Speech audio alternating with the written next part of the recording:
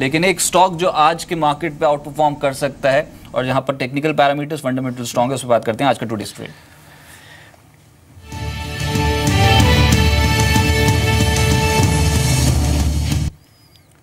शुक्रवार को आपको बताया गया था HOEC, उम्मीद ये थी कि एक्सप्लोरेशन कंपनियां निचले स्तर से खरीदारी होती हुई नजर आएगी। HOEC आउट परफॉर्म करके गया 4.5%, तो क्लोजिंग बेसिस पे यहाँ पर रिटर्न मिले, लेकिन इंटरडे में यहाँ से बेहतर लेवल्स देखने को मिले थे। तो आज कोई ऐसा ट्रेड जहाँ पर टेक्निकल्स और साथ साथ फंडामेंटल ड्राइवर्स हो स्टॉक के साथ जुड़े? देखिए, जब सब जगह बम और मिसाइल की बात हो रही है तो आप उससे दूर नहीं हट सकते। आप कोई भारतीय कंपनी के हिसाब से बम और मिसाइल वाली कंपनी ढूंढ लेनी चाहिए थी, वो है प्रीमियम और एक्सक्लूसिव। 415 का टारगेट रखें, यहाँ पे आप खरीदारी करें। एक्चुअली इस वजह से नहीं क्योंकि सीरिया और नॉर्थ कोरिया की बात चल रही है, एक्चुअली इस वजह से क्योंकि भारत डिफेंस को लेकर जिस तरह का रुख उसने अपनाया हुआ है, ये कहता है कि अभी भी बहुत कुछ है, अभी तो सिर्फ शुरुआत भर है, इस सेक्टर में बहुत स्टीम बाकी है। और इन पर्टिकुलर कंपनीज को तो अभी तो री रेटिंग का दर्जा तक नहीं मिला है, तो इन कंपनीज का जो ऑर्डर बुक है ये काफ़ी तेज़ी से बढ़ रही है। एक्चुअली ये मिसाइल्स के लिए सॉलिड प्रोपेलेंट बनाते हैं, एक तरह का केमिकल कंपोनेंट है जो कि सॉलिड बेसिस पर इसके अंदर इस्तेमाल होता है। टिपिकली कुछ एक बम्स के अंदर भी ये होता है। शेयर में वॉल्यूम अच्छी खरीदारी देखने को मिल रही है, 5 सत्रों में डिलीवरी वॉल्यूम करीब 67% का है। एक्चुअली थोड़ा ये थेमेटिक होते हैं, इनमें बाइंग थोड़ा साइक्लिक चलती है, यानी कि जब जब गवर्नमेंट का फोकस इस पर्टिकुलर सेक्टर पर रहेगा तब तब इसी के अंदर बाइंग रहेगी। जैसे फोकस हट जाएगा, चर्चा हट जाएगी, बात हट जाएगी, तो आप देखेंगे इन कंपनीज को एकदम से सुस्ती के मोड में चले जाएंगे। टिल अभी ऐसा नहीं है, अभी हर रोज डिफेंस को लेकर कुछ ना कुछ आप सुनते जरूर हैं। अब शुक्रवार को 2017 के उच्चतम स्तरों पर ये शेयर पहुंच गया है, तो वैसे भी कोई शेयर अगर 52 वीक हाई पे पहुंच जाए उसको जल्दी जल्दी उससे तो कम से कम बाहर नहीं आना चाहिए। आंध्र प्रदेश में नया प्लांट लगाने की कंपनी की योजना भी है, इसके लिए इनको 202 एकड़ जमीन अलॉट भी हो चुकी है आंध्र प्रदेश सरकार की तरफ से। QIP के जरिए रकम जुटा सकते हैं, ये खबर भी है।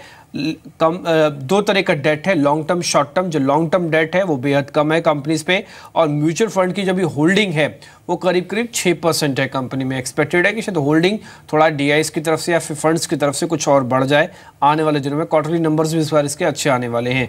तो 415 का टारगेट, 377 का एक स्टॉप लॉस है। चलिए, प्रीमियर एक्सप्लोसिव आज का स्टॉक है, 415 के टारगेट के लिए इसको अप्रोच किया जा सकता है। 377 का एक छोटा stop loss, risk reward ratio आपके फेवर में है। स्ट्रॉन्ग मूवर था प्रीवियस सेशन में ये particular stock. Vikas, defence sector पे राय लेना चाहूंगा sir. BEML, BEL, Premier Explosive, Astra Micro, कोई भी स्टॉक जो क्लोजली ट्रैक कर रहे हो आप वैल्यूएशन के बेसिस पे?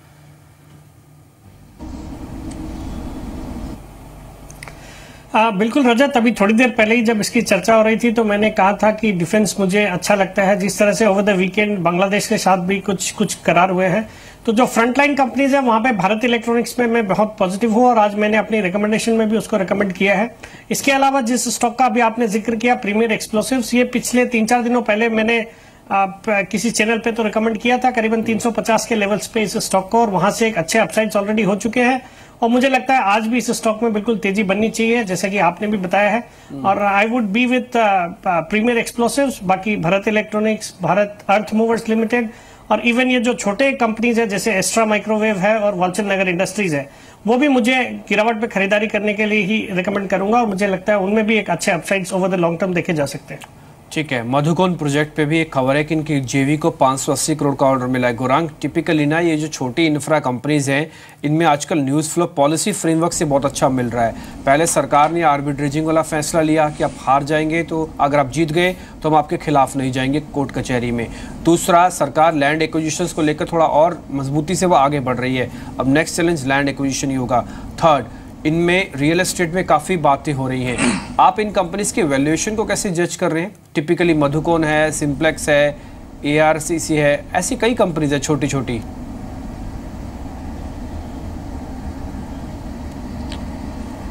वेल, इंफ्रास्ट्रक्चर रिलेटेड कवरेज की अगर आप मुझसे सवाल पूछ रहे हैं कि कहाँ पर निवेश करना है, तो ये जो नाम लिए उन पर तो कवरेज नहीं है, तो टिप्पणी नहीं कर पाऊँगा। लेकिन आप ही के चैनल पर करीबन 100 रुपये के आसपास हमने PNC इंफ्रा पर निवेश की राय दी थी। 120-125 का लक्ष्य था, जो मेरे ख्याल से मुकम्मल हो चुका है। अब दूसरी कंपनी KNR कंस्ट्रक्शंस है, यहाँ पर हमारी खरीदारी की राय है लंबी अवधि के नज़रिए से, और लक्ष्य करीबन मेरे ख्याल से 210-225 तक का है।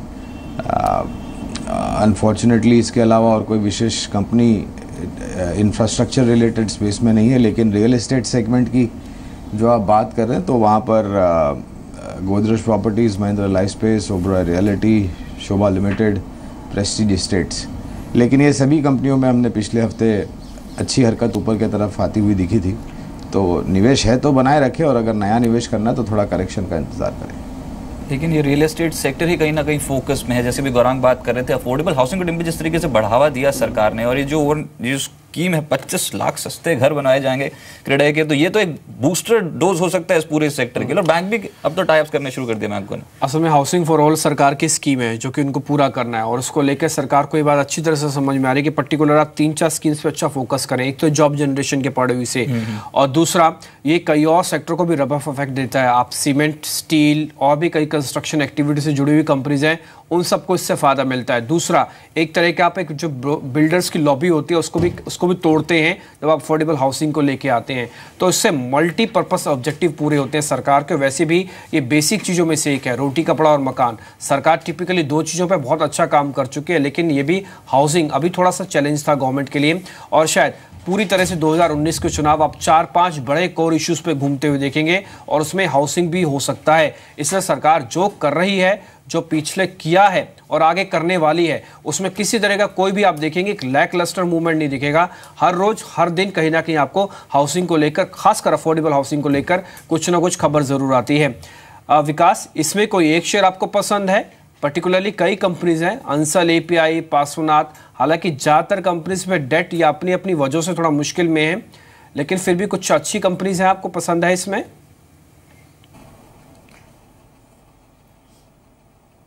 बिल्कुल डिम्पी, जहां तक ये जो खबर है, सरकार जो इतनी सीरियस है अफोर्डेबल हाउसिंग के लिए, उसका जो सबसे बड़ा बेनिफिशियरी मुझे public sector affordable housing space में लगती है, वो कंपनी है एनबीसीसी। ये कंपनी मुझे यहाँ से बहुत अच्छी लगती है। मुझे लगता है एक अच्छा खासा इसमें करेक्शन भी हो चुका है, और अब ये जो सरकार के कदम है उसकी सबसे बड़ा एक जो बेनिफिशियरी है, चूंकि ये कंपनी हाउसिंग और इंफ्रास्ट्रक्चर दोनों को कैटर करती है, तो NBCC would be one stock to watch out for. और इसके अलावा जो private sector affordable housing space में जो कंपनियां हैं, उसमें 3 कंपनियां मेरे रडार पे हैं, जहां पे बहुत अच्छे अपसाइड्स भी पिछले कुछ दिनों में देखने को मिले हैं। जैसे आशियाना हाउसिंग, वो करीबन 160-70 के लेवल से आज 240 के लेवल पे आ गया, बट यहाँ से भी क्लियरली बहुत अच्छे अपसाइड्स नजर आते हैं। कंपनी बहुत अच्छी है, बहुत अच्छे परफॉर्मेंस रहा है, और आप अगर क्वार्टरली परफॉर्मेंस भी देखेंगे तो शानदार रहे हैं, और मुझे लगता है आने वाले क्वार्टर सालों में भी अच्छे परफॉर्मेंस की उम्मीद की जा सकती है। इसके अलावा एक और कंपनी है जिसका नाम है प्रोजोन इंटू।